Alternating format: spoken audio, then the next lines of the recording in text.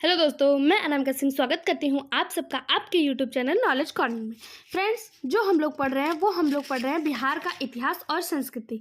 बिहार के इतिहास और संस्कृति में अभी तक हम लोगों ने प्राग ऐतिहासिक काल, नवपाषाण का प्राग ऐतिहासिक काल और साथ ही साथ महाजनपद के बारे में देखा। महाजनपद, इसके साथ साथ हम लोगों ने देखा कि मगध की स्थापना किसने की थी, कैसे की थी, ऐतिहासिक ग्रंथों के अनुसार। आज का जो हम पढ़ेंगे वो हम पढ़ेंगे हर्यक वंश के बारे में। हर्यक वंश, हम सभी को पता है कि हर्यक वंश की स्थापना किसने की थी, बिंबिसार ने की थी। लेकिन इसके पहले की वीडियो में मैंने आपको बताया था कि हर्यक वंश की स्थापना बिंबिसार ने कैसे की थी। बिंबिसार ने इसकी स्थापना नहीं की। बृहद्रथ वंश जो था, जो मगध का पहला राजवंश था, जो हमें ऐतिहासिक ग्रंथों के अनुसार पता चलता है, जिसका इतिहास में कोई उल्लेख नहीं है, वो पौराणिक ग्रंथों के अनुसार, ऐतिहासिक नहीं, पौराणिक ग्रंथों के अनुसार हमें पता चलता है बृहद्रथ वंश का इसी का अंतिम शासक जो था वो रिपुंजय था। रिपुंजय की हत्या पुलिक के द्वारा की गई और पुलिक के पुत्र को भट्टिये ने मारकर अपने पुत्र बिंबिसार को गद्दी पर बैठा दिया था, जिससे हर्यक वंश की स्थापना हुई। ठीक है, किसकी स्थापना हुई? हर्यक वंश की स्थापना हुई। किसके द्वारा हुई? बिंबिसार के द्वारा हुई। बिंबिसार ने शासन किया 544 से 492 ईस्वी तक। 544 से 492 ईस्वी तक बिंबिसार ने शासन किया। बिंबिसार जो था ये बहुत कुशल शासक था। इसने अपने राज्य के विस्तार के लिए कई प्रणाली अपनाया, कई चीज़ों को अपनाया। जैसे इसने अपने राज्य का विस्तार या क्षेत्र विस्तार कई तरह से किया। विवाह करके किया, मित्रता करके किया और युद्ध करके किया। मतलब ये साम दाम दंड भेद कुछ भी अपनाता था अपने राज्य के विस्तार के लिए। कैसे? तो इसका उदाहरण जो है ऐतिहासिक ग्रंथों में मिलता है कि जो बिंबिसार था ये कौशल की राजकुमारी कौशला से, महाकौशला जिसका नाम था, कौशल की राजकुमारी थी, इनसे विवाह किया। इनसे विवाह करके इसने कौशल राज्य जो है वो दहेज में प्राप्त किया और उसको मगध में मिलाया। बिंबिसार, इसका जो हर्यक वंश की राजधानी थी वो ग्रीवरस थी। हर्यक वंश की राजधानी क्या थी? ग्रीवरस थी। इसने इसका विस्तार कैसे कैसे किया? ये मगध पे शासक करता था। कैसे कैसे किया? तो सबसे पहले इसने क्या किया? कौशल की राजकुमारी महाकौशला से शादी की, विवाह किया और क्या किया? कौशल को मगध में मिलाया। ये कौन थी? महाकौशला कौन सी थी? प्रसेनजीत की बहन थी। कौन थी? प्रसेनजीत की बहन थी। इसने वैशाली की राजकुमारी चेलना से विवाह किया, जो चेटक की पुत्री थी, वैशाली की राजकुमारी चेलना, उनसे विवाह किया और इसे हल और वेहल नाम के 2 पुत्र की प्राप्ति हुई। हल और वेहल जिसको हम लोग सुनते हैं ग्रंथों में, उनसे चेलना से इसको 2 पुत्र की प्राप्ति हुई थी। और इसने क्षेमा जो भद्र की राजकुमारी थी, भद्र कुल की राजकुमारी क्षेमा से विवाह स्थापित किया, जहां से इसे भद्र प्रांत प्राप्त हुआ। भद्र प्रांत, वैशाली प्रांत और कौशल प्रांत, 3 प्रांत इसे दहेज में मिले थे। बाकी इसने कई बार जो है वो यहाँ, एक मिनट, कई बार चंद्र प्रदोत से इसने युद्ध किया, लेकिन जब ये नहीं जीत पाया तब इसने क्या किया? जीवक नामक राजवैद्य, यानी कि मित्रता करने की कोशिश की। मित्रता कैसे की? जीवक नामक राजवैद्य इसके दरबार में भेजा, चंद्र प्रदोत के दरबार में भेजा, उसकी सेवा के लिए भेजा। किसको भेजा? जीवक नामक राजवैद्य को भेजा। और यहाँ से इसको जीवक से मित्रता हुई और यहाँ से इसको जो है वो इसके राज्य का विस्तार हुआ। ये जो जीवक है, जीवक जो राजवैद्य है, इसने बुद्ध की भी सेवा की थी। महात्मा बुद्ध जो है उनकी भी सेवा की थी। उसके बाद जिस राज्य को ये अपने राज्य में मिलाना चाहता था, जिस जगह को, युद्ध के माध्यम से भी इसने बहुत सी जगह को मगध में मिलाया था। ठीक है, तो इसका जो राज्य विस्तार था, क्षेत्र विस्तार था, वो विवाह के माध्यम से, मित्रता के माध्यम से और युद्ध के माध्यम से था, जिसके क्रम में इसने 3 विवाह किया था, चेलना से, कौशला देवी से और क्षेमा से। चेलना कौन थी? तो वैशाली की राजकुमारी थी, जहाँ से इसे वैशाली प्राप्त हुआ। और क्षेमा भद्र की राजकुमारी थी, जहाँ से इसे भद्र प्रांत प्राप्त हुआ। और कौशला से कौशल प्राप्त हुआ, जिससे 3 को इसने मगध में मिलाया। फिर इसने जीवक को भेजा राजवैद्य बनाकर। इसका राजवैद्य जीवक था, जिसने इसने चंद्र प्रदोत की सेवा में भेजा था। और कुछ राज्य को इसने युद्ध के माध्यम से भी जीता था। इस तरह इसने मगध का बहुत बड़ा विस्तार कर लिया था। हर्यक वंश की राजधानी ग्रीवरस थी। क्या थी? ग्रीवरस थी। अब देखते हैं कि ये जो बिंबिसार है इसने कुछ उपाधियां भी धारण की हुई थी। कौन कौन सी उपाधि धारण की थी? तो इसने जो उपाधि धारण की थी वो श्रेणीय की थी। कौन सी उपाधि थी? श्रेणीय की थी। श्रेणीय का अर्थ क्या होता है? क्यों इसने श्रेणीय की उपाधि धारण की? तो पहली बार स्थानीय सेना रखने का जो श्रेय है वो इसी को जाता है, पहली बार स्थानीय सेना रखने वाला। श्रेणीय का अर्थ ही होता है कि पहली बार स्थानीय सेना रखने वाला, इसीलिए इसने श्रेणीय की उपाधि धारण की थी। साथ ही साथ स्थानीय सेना के साथ साथ इसने सेना में पहली बार हाथियों का भी प्रयोग किया था। अगर आपसे पूछा जाए वो कौन सा शासक है जिसने पहली बार सेना में हाथियों का प्रयोग किया था, तो वो यही था। कौन था? बिंबिसार। बिंबिसार ने पहली स्थानीय सेना रखी थी, मतलब स्थानीय तौर पर सेना रखी थी। इसके पहले जो सैनिक होते थे वो आते थे, युद्ध करते थे, फिर मतलब उनका कोई भी प्रशिक्षण नहीं होता था, वो राजा के अधीन नहीं रहते थे। लेकिन पहली बार स्थानीय सेना रखने वाला बिंबिसार था और इसी ने पहली बार अपनी सेना में हाथियों का भी प्रयोग किया था। ठीक, इसने अंग नरेश ब्रह्मदत्त पर विजय प्राप्त किया। जब हम लोग अंग महाजनपद को पढ़ रहे थे तो वहां पे पढ़ा था कि बिंबिसार ने ब्रह्मदत्त को पराजित किया था और अंग को मगध में मिला लिया था, तो इसने ब्रह्मदत्त पर भी विजय प्राप्त किया था। आई होप तो बिंबिसार के बारे में आपको पता चल गया होगा। अब बिंबिसार के बाद आता है उसका बेटा अजातशत्रु। अजातशत्रु कैसे आया? बिंबिसार बहुत वर्षों तक शासन किया। बिंबिसार की हत्या, ऐसा कहा जाता है, ऐतिहासिक ग्रंथों से पता चलता है कि बिंबिसार की हत्या जो है उसके पुत्र अजातशत्रु ने ही कर दी थी। उसका जो बेटा था अजातशत्रु, इसी ने बिंबिसार की हत्या कर दी थी। इसी वजह से इस काल को, ये जो हर्यक वंश है, इसको पितृहंता वंश कहा जाता है, क्योंकि अजातशत्रु के बाद जितने भी शासक हुए सब अपने पिता की हत्या करके, अपने पिता का वध करके राजगद्दी को प्राप्त किए हैं। चाहे वो उदयन हो, अशोक हो, अशोक ने अपने कई भाइयों को मारा था, वो तो मौर्य काल में हम लोग चले जाएंगे। यहाँ पे उदयन हो, कालाशोक, एक मिनट, उदयन भी अपने पिता अजातशत्रु की हत्या करके ही गद्दी प्राप्त किया था, तो इसीलिए इसको पितृहंता वंश के नाम से जाना जाता है। आपसे पूछा जाएगा इतिहास में किस वंश को पितृहंता वंश कहा जाता है, तो इसी हर्यक वंश को पितृहंता वंश कहा जाता है। क्यों? क्योंकि हर्यक वंश का पहला जो शासक था बिंबिसार, इसका जो पुत्र था अजातशत्रु, इसने अपने पिता का वध किया। अजातशत्रु का पुत्र उदयन, इसने अपने पिता का वध किया और ये क्रम चलता रहा। ठीक, अब हम पढ़ते हैं अजातशत्रु। अजातशत्रु शासन कब किया?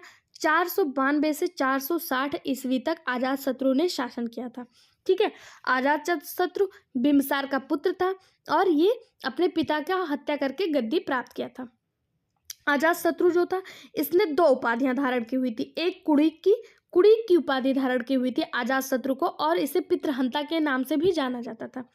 आपको बता दें, जब अजातशत्रु ने अपने पिता की हत्या की, जब अपने पिता बिंबिसार की हत्या की, तो जो प्रसेनजीत की पुत्री थी कौशला, प्रसेनजीत की जो बहन थी, क्या नाम था उनका? प्रसेनजीत की बहन कौशला, जो महाकौशला, जो कौशल की राजकुमारी थी और प्रसेनजीत की बहन थी, जो काशी राज्य इसको प्राप्त हुआ था बिंबिसार को।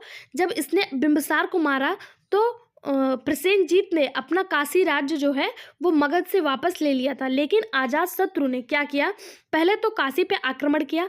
जब प्रसेनजीत के द्वारा इसकी हार हो जाती है, ये हार जाता है, तब क्या करता है? प्रसेनजीत की बहन वजीरा से इसका विवाह हो जाता है। किससे विवाह हो जाता है? प्रसेनजीत की बहन वजीरा से अजातशत्रु का विवाह हो जाता है और पुनः काशी को ये अपने राज्य में मिला लेता है। ठीक है, कौन? अजातशत्रु पुनः काशी को अपने राज्य में मिला लेता है। ठीक, अब देखते हैं अजातशत्रु क्या था? ये चंपा का प्राणपाल था। चंपा का प्रांतपाल यानी कि,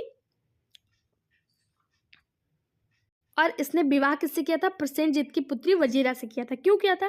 क्योंकि इसने जब अपने पिता की हत्या की तो प्रसेनजीत ने अपना राज्य, अपना जो क्षेत्र था काशी, उसको मगध से वापस ले लिया था। लेकिन इसने पुनः मगध पर काशी पर आक्रमण किया और काशी को जीता।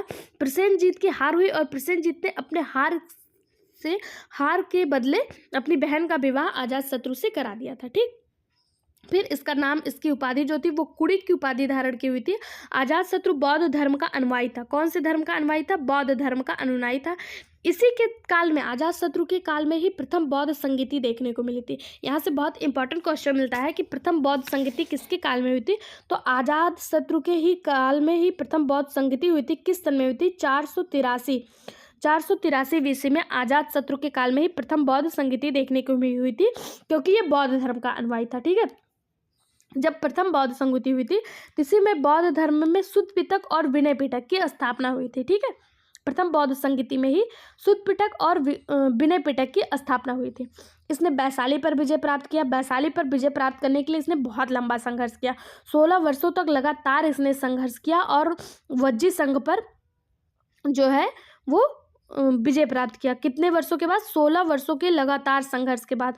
और इसी दौरान इसने पाटलिपुत्र, जो आज का पाटलिपुत्र है, इसको अपने छावनी के रूप में बनाया। आपसे पूछा जाएगा पाटलिपुत्र को छावनी के रूप में किसने विकसित किया?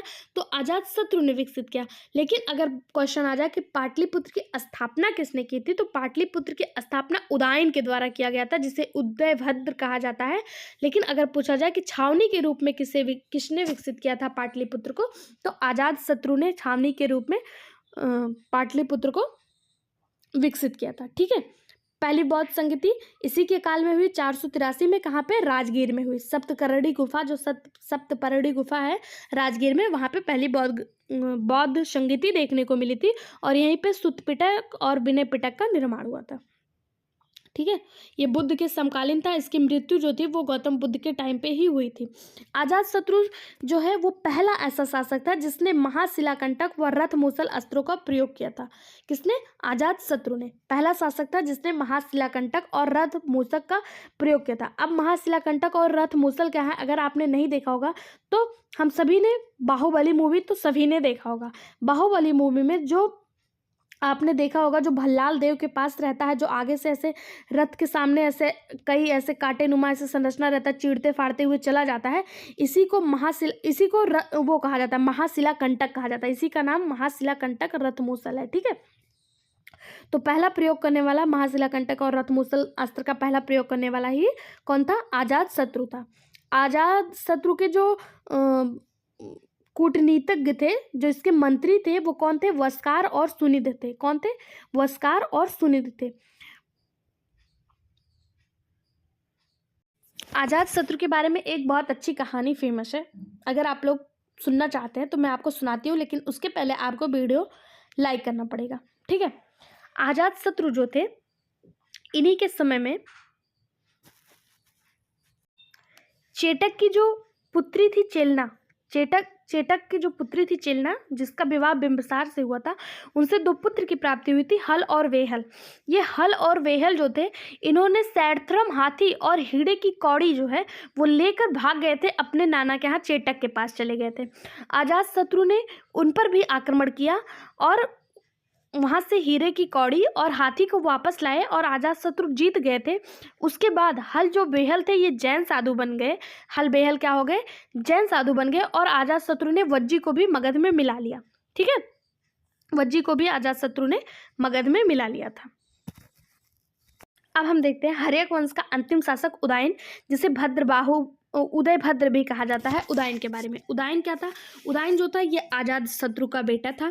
अजातशत्रु ने जिस तरह अपने पिता बिंबिसार की हत्या करके गद्दी प्राप्त की थी, उसी तरह उदयन भी अपने पिता अजातशत्रु की हत्या करके गद्दी प्राप्त किया हुआ था। ठीक है, उदयन कब से कब तक शासन करता है? तो ये 460 से 444 तक शासन करता है उदयन। और जो है ये अंतिम शासक तो नहीं है, लेकिन ये कह सकते हैं अंतिम कुशल शासक था। इसके बाद जितने भी उत्तराधिकारी आए, उनमें से कोई भी कुशल नहीं था, किसी ने अच्छे से नेतृत्व नहीं किया। इसके बाद मगध वंश का जो है वो पतन होता चला गया, विनाश होता चला गया। लास्ट में ऐसी स्थिति बनती है, जो मगध वंश के अंतिम राजा थे नागदशक, इनका जनता ने ही विद्रोह कर दिया और गद्दी से हटा दिया, मरवा दिया। ठीक है, अभी आगे देखते हैं। उसके पहले हम उदयन को देख लेते हैं। उदयन जो थे, इन्होंने पाटलिपुत्र की स्थापना की थी। पाटलिपुत्र को छावनी के रूप में किसने विकसित किया था? तो अजातशत्रु ने किया था। लेकिन पाटलिपुत्र की स्थापना किसने की थी? उदयन ने की थी। पाटलिपुत्र का ही पुराना नाम कुसुमपुर था। पाटलिपुत्र का पुराना नाम क्या था? कुसुमपुर था। इसकी स्थापना उदयन के द्वारा की गई। उदयन जो थे, इन्होंने अपनी राजधानी परिवर्तित की थी, राजगिरी से पाटलिपुत्र ले आए थे, क्योंकि इन्होंने पाटलिपुत्र की स्थापना की। तो जो राजधानी थी हर्यक वंश की, गिरिव्रज या राजगिरी, तो इन्होंने वहां से राजधानी परिवर्तित करके पाटलिपुत्र लाए थे। ठीक है, कौन लाया था? उदयन ही लाए थे।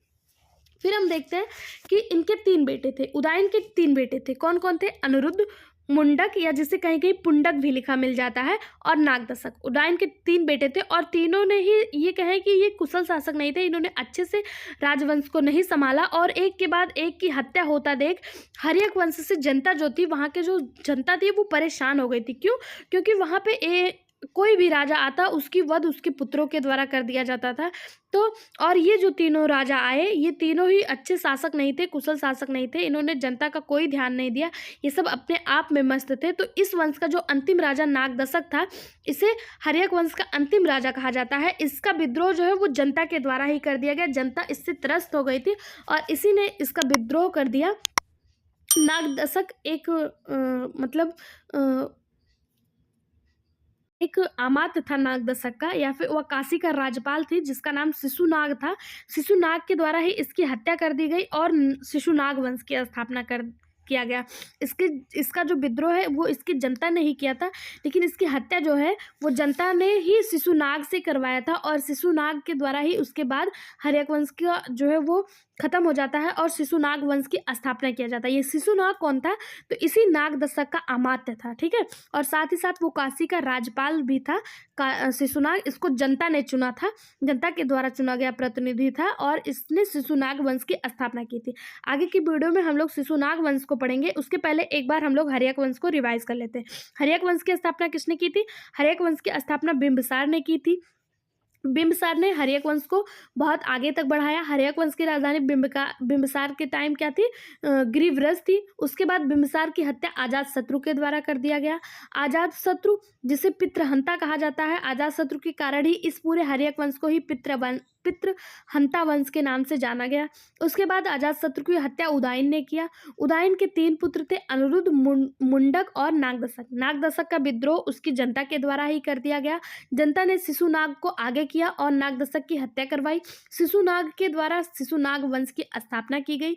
ये शिशुनाग कौन था? तो ये नागदशक का अमात्य और काशी का राज्यपाल था, ठीक है। इसके आगे में हम लोग शिशुनाग वंश को इसी तरह अच्छे से डिस्क्राइब करते हुए पढ़ेंगे। तो आप वीडियो को लाइक करिएगा, चैनल को सब्सक्राइब करना बिल्कुल मत भूलिएगा, साथ ही साथ बेल आइकन पर क्लिक करिएगा। Thank you.